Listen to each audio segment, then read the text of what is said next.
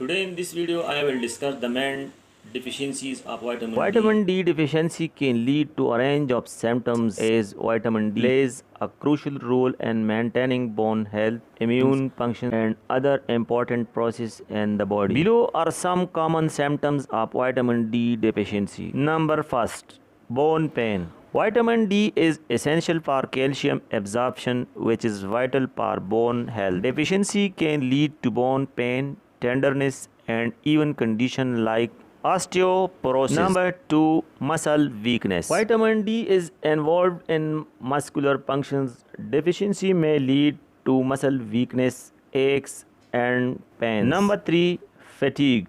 People with low vitamin D levels might experience fatigue, tiredness, and general lack of energy. Number 4, depression. There is link between vitamin D deficiency and mood disorder like depression. Research suggests that maintaining adequate vitamin D level may support mental well-being. Number 5, impaired wound healing.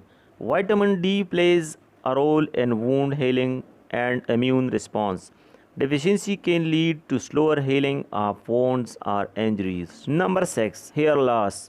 In some cases, vitamin D deficiency might contribute to hair loss or thinning. Number 7, bone fractures. Low vitamin D level can increase the risk of bone fracture as bones become weaker without adequate calcium absorption. Deficiency of vitamin D may lead to a higher chances of infections. Number 9, joint pain. Joint pain or discomfort can be also a symptoms of low vitamin D level. Number 10, poor dental health.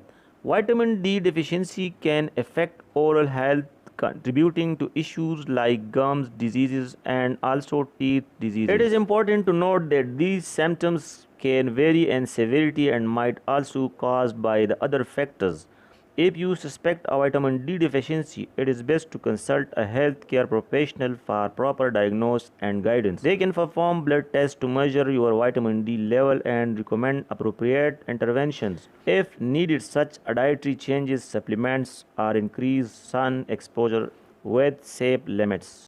I hope this video will be beneficial for you, and in next video I will tell you the main treatment of vitamin D deficiency. Thanks for visiting this channel.